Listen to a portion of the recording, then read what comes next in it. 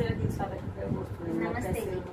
बढ़िया, आप बताइए, आप कैसे हैं मैम? भी बढ़िया है मैम। तो मैम आप चेयरमैन पद की तैयारी के लिए आ रहे हो आगे। हाँ तो जी। जैसे भी जनता आपको बना देती है जी तो आप सोने में क्या सुधार करते हो, क्या जनक चलते हैं? देखिए मैम, सोहना नगर परिषद में हाँ बहुत जी। सारी समस्याएं हैं। हाँ जी। जैसे कि आपने देखा होगा जगह जगह कूड़े के ढेर, हाँ जी मैम। और जितने भी वार्ड है वहाँ पर पानी की समस्या है कि हाँ जी। पानी या तो कहीं जाता नहीं है, और जहाँ भी जा रहा है गंदा पानी जा रहा है कई हाँ जगह। जी मैम। और इसके अलावा भी सोहना में जैसे बुजुर्गों की पेंशन की समस्या है, महिला सुरक्षा की समस्या है, और जो सड़कों की समस्या आपने देखा होगा, कहीं नालियाँ इतनी गंदी हैं कि पानी भरा हुआ है, कई जगह नाले टूटे हुए हैं, वो रिपेयर नहीं हुए, जबकि उनको रिपेयर हो जाना चाहिए था। हाँ जी मैम।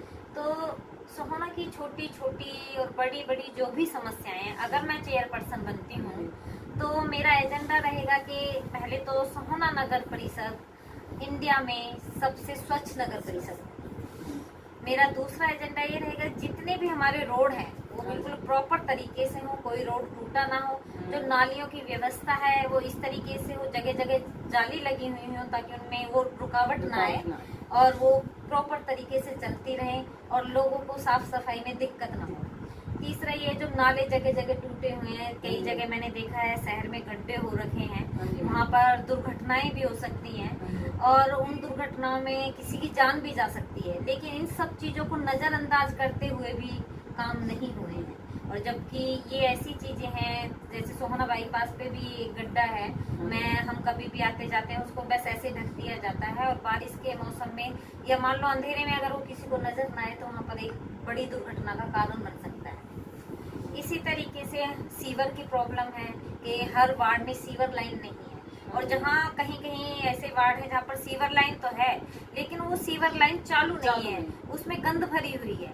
लोगों ने उनमें कनेक्शन कर दिए हैं, चालू ना होने के कारण वो भर गई हैं, और भरा होने के कारण कई जगह जो उनकी लीकेज है वो घरों के सामने आ रही है, और वो जो जिनके घर हैं अगर वो कंप्लेन भी कर रहे हैं तो भी उनका कोई सॉल्यूशन नहीं हुआ है। तो इस तरीके की छोटी मोटी बहुत सारी समस्याएं हैं, सबको हम नोट आउट करेंगे और कोशिश करेंगे कि शहर से हर तरीके की हम जो समस्या है उसको सुलझा सकें।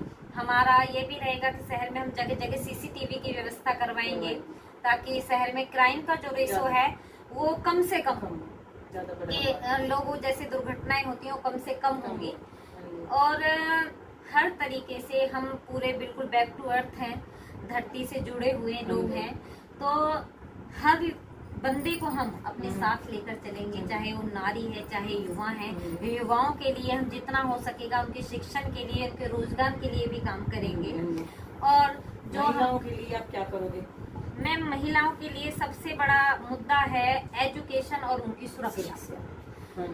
देखिए, एजुकेशन का हम जहाँ रह रहे हैं सोहना नगर परिषद में, तो एजुकेशन का ग्राफ तो इतना नहीं गिरा हुआ है कि जो एक बैकवर्ड एरिया में होता है, लेकिन फिर भी हम ये चाहेंगे जिनकी भी लड़कियां हैं, बेटियां हैं, वो पढ़ रही हैं, अगर उनको किसी भी चीज की जरूरत है तो हम उनको वो सारी चीजें प्रोवाइड कराएंगे। इससे पहले भी चेयरपर्सन का चुनाव एक अलग चीज है, इससे पहले भी हम बहुत सारी बच्चियों को अपनी तरफ से बुक्स प्रोवाइड करवा चुके हैं, उनको फ्री ट्यूशंस दे चुके हैं ताकि वो आगे बढ़ सकें। और महिला सुरक्षा के लिए देखिए, सबसे पहले एक सभ्य समाज का होना जरूरी है। हम सुरक्षा के दावे तो कितने कर सकते हैं, हम कह सकते हैं हम ये करेंगे वो करेंगे, लेकिन जब तक हम अपने बच्चों को, अपने परिवार को नहीं समझाएंगे, महिला सुरक्षा का हम नहीं हो सकती। लेकिन फिर भी हम अपनी तरफ से चाहेंगे कि शहर के हर कोने पे सीसीटीवी लगा हो और शहर की हर स्ट्रीट लाइट हमेशा रात में जलती रहे ताकि कोई भी क्राइम होने से बचे और महिलाएं सुरक्षित रह सकें। तो मैम, अभी जैसे दिल्ली में हाँ जी। ये हुआ है कांड में, छोटी बच्ची के साथ 9 साल की बच्ची थी, बिल्कुल। उसके साथ 4 दरिंदों ने हाँ जी। बेरहमी से उसके साथ पहले तो उसका शोषण किया जी। और फिर उसको जिंदा जला दिया गया। इसके बारे में आप ऐसे देखिए, दरिंदों के साथ क्या किया जाए? देखिए मैम, ये जो महिलाओं के साथ अत्याचार होते हैं, बच्चियों के साथ या जो एजेड महिलाओं के भी साथ ये हमारी जो दूषित मानसिकता है ना, उसके कारण होते हैं। हमारे देश में क्या है, महिलाओं के ऊपर अत्याचार के खिलाफ भी आवाज तब उठाई जाती है, पहले उसकी जाति देखी जाती है कि ये किस जाति से बिलोंग करती है। तो ये हमारे समाज का दुर्भाग्य है, हम लोगों का दुर्भाग्य कि हम इतनी दूषित मानसिकता के शिकार हो चुके हैं कि हमें ये देखना पड़ता है कि अत्याचार हो रहा हो तो हम अत्याचार नहीं देखेंगे, वहाँ पर भी लोग जाति देख के उसको प्रमोट कर रहे हैं। तो ये बहुत बड़ा दुर्भाग्य है देश का। और मैं चाहूंगी जो ऐसे दरिंदे, जिस तरीके की उन्होंने दरिंदगी की है एक बच्ची के साथ, उन लोगों को फांसी की सजा ना देकर उनके हाफ अंग को काट दिया जाए ताकि वो तड़पते रहे, उनको पता हो तड़प क्या होती है। क्योंकि फांसी में वो एक बार मर जाएंगे, लेकिन जब उनको धीरे धीरे तड़पाया जाएगा तब वो समझेंगे कि किसी को दर्द देना क्या होता है। तो मैं यही सरकार से निवेदन करूंगी कि ऐसे दरिंदों को इस तरीके की सजा दी जाए कि वो ना जिंदे रहे ना वो मरे और इस तरीके का दर्द सहन करें, ताकि अगले कहते हैं ना, जो हालांकि अगले या पिछले जन्म में मैं विश्वास नहीं करती हूँ, लेकिन फिर भी जो कहते हैं बुजुर्ग कि उनको अगले जन्म तक ये ध्यान रहे कि किसी के साथ कोई अत्याचार ना करे। तो धन्यवाद मैम, आप हमारे चैनल के साथ जुड़े, आपका बहुत बहुत धन्यवाद। Thank you ma'am, thank you so much. नमस्कार दोस्तों, बीपी न्यूज़ चैनल में एक बार फिर से आपका स्वागत है। हम पहुंचे हैं सोना की पहाड़ कॉलोनी में। पहाड़ कॉलोनी में यहाँ के वोटर से हम जानना चाहेंगे वो किस प्रकार का चेयरमैन चुनना चाहेंगे। बेटे क्या हाल है आपका? जी ये सुविधा चाहिए जी हमें, एक हाँ। तो चौपाड़ हो, हाँ। और ये मतलब समझ रहे हो साफ सफाई साफ सफाई मतलब, हाँ। और ये मतलब जो ये पीछे है गंद जी। ये भग जाए ये ये गांजो पांजो ला रहे हैं, सबरी कॉलोनी बेबड़ी बन रही है। अच्छा, समझ गया। तो ऐसे भी लोग यहाँ पे रहते हैं कि जो नशावर्ती को ज़्यादा बढ़ावा दे रहे हैं। और गंद का मतलब आप दर्शक बहुत समझदार समझ गए होंगे कि मैं कुछ जीबी रोड का नाम नहीं लूँगा, आप समझदार है काफ़ी। तो ऐसे भी लोग यहाँ पे रहते हैं। बेटे आपका क्या नाम है? सागर बेटा कौन सी क्लास में पढ़ रहे हो? नाइन्थ बढ़िया, नहीं तो भाई। तो बेटा कैसा चेयरमैन चुनना पसंद करेंगे आप? कौन सा ऐसा बढ़िया चेयरमैन है यहाँ पर जो काम करवा सकता है? सीमा डागर। तो देखिए सागर ने रिकमेंड किया सीमा डागर को। बेटे क्या नाम है आपका? पंकज कौन सी क्लास में? छठी में। तो चेयरमैन कौन बननी चाहिए? सीमा डागर, वेरी गुड। बहन जी क्या नाम है आपका? कविता जी। तो कविता जी कितना पढ़ रहे हैं आप? 1 जनवरी लगा रहा हूँ भाई।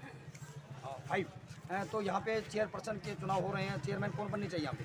ये हमारी सीमा डागर। तो देखिए कविता ने बताया कि यहाँ पे सीमा डागर ही हमारी चेयरपर्सन बननी चाहिए। एक साथी और मेरे साथ में वाइट डोली ना मिली, वो थैली में दूध लिया है वो। बेटा क्या नाम आपका?